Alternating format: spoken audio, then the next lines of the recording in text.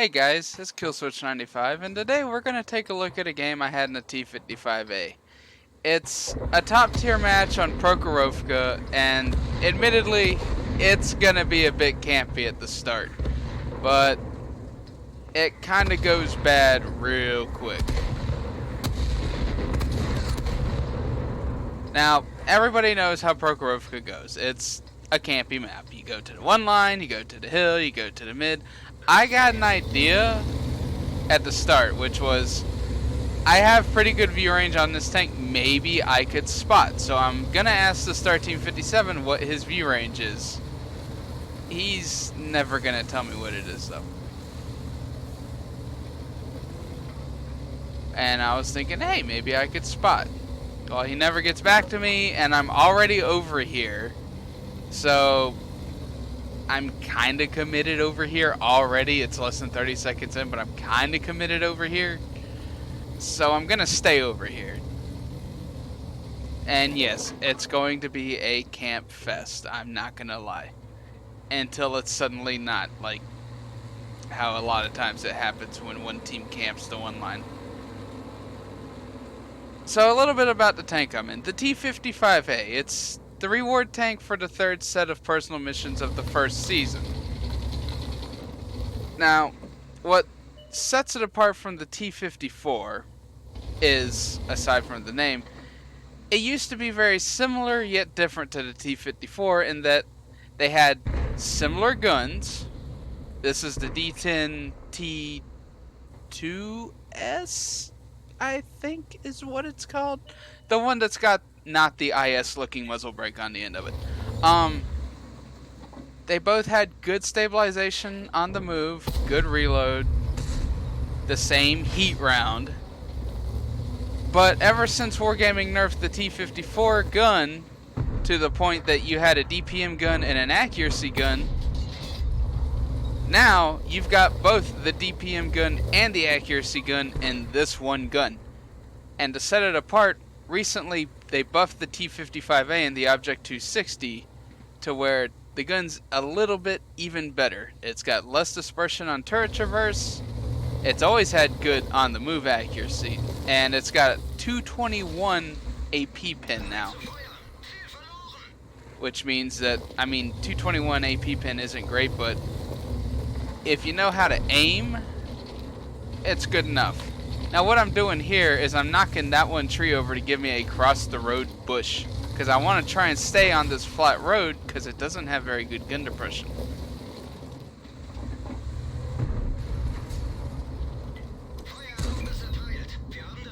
Now a little bit about the mobility. It goes 6 kilometers an hour slower than the T54, but it's got better terrain resistance. It used to have a worse engine, but now it's got, I believe, the same engine, which coupled with the terrain resistance buff means it's actually got better mobility overall, just a slightly lower top speed. To compensate for the better gun and the, in my opinion, better mobility, it's got 100 millimeters of hull armor, not the T54's 120. So the hull isn't as great frontally.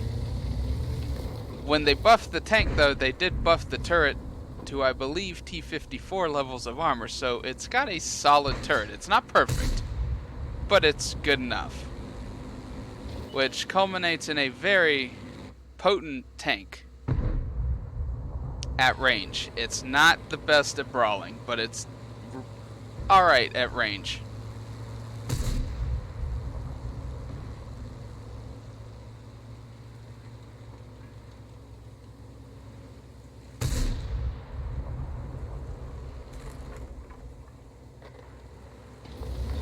I see there's an Object 416, and can I finally...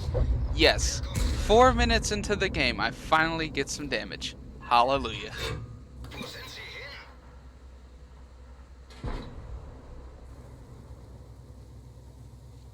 Now, on a personal note, this tank's personally my favorite tank, both in-game and in real life. I just like the look and the use of it. Like, it's simple to make.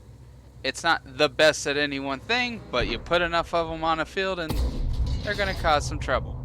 Now, had I just not fired at that T-54, I could have had a shot for this Type 59, but I didn't have it ready quite yet.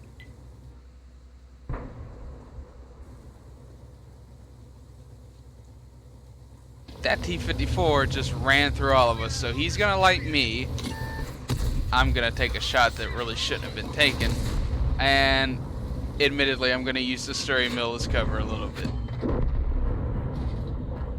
Because let's be honest, in a Tier 9 game, which tank is more valuable? The Tier 7 paper TD or the Tier 9 medium tank? You could argue that I could have used some of my hit points to save him there, but he was still probably gonna die anyway. Now, trade a Tier 7 TD for a Tier 9 light tank. That's a good trade. Now see, this is what I'm talking about. The accuracy's decent. And then I miss.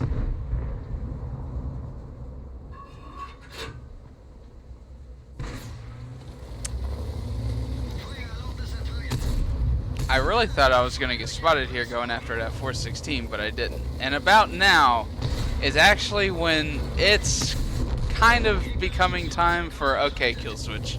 You're a top tier medium tank. You've been sitting in the back all game on Prokhorovka. It's kind of time you do something.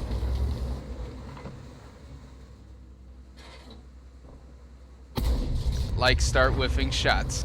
That was a bad shot, and this next shot is a bad shot on my end. Like that shouldn't have been taken.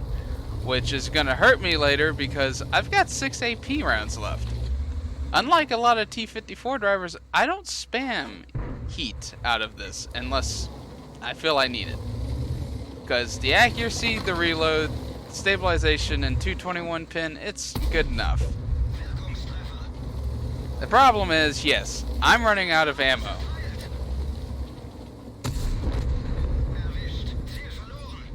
Getting that light tank out along with their T-54 lightweight means we've got a light tank and they don't. That's +1 for us.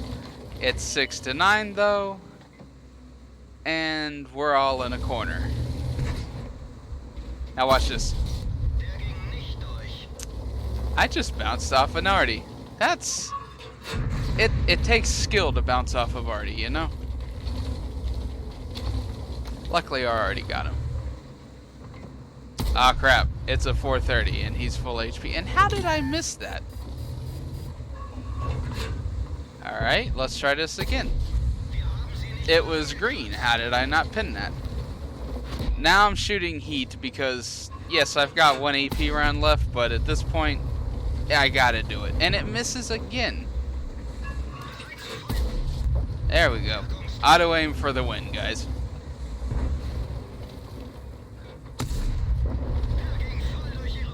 Like, this is how, honestly, a lot of bad players play the T-54. They just auto aim a tank with the heat and just YOLO their credits away.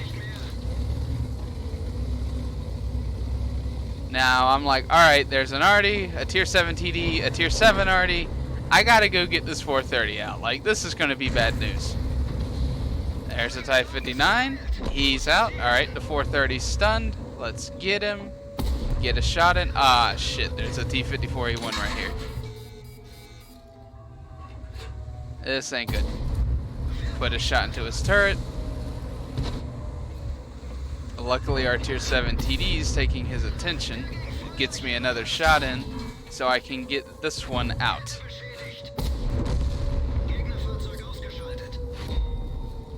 So suddenly, I went from having next to no damage to 4,000 damage.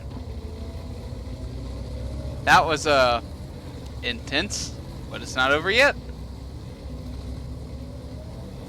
I'm okay with eating a shot from this guy at this point because he's got to get out and I got to get the damn guy on base spotted. I see their tigers over there, but this defender kind of needs to get out. He's going to keep me spotted for the tiger if I try anything. So I go get him. He's out. All that's left is a tiger.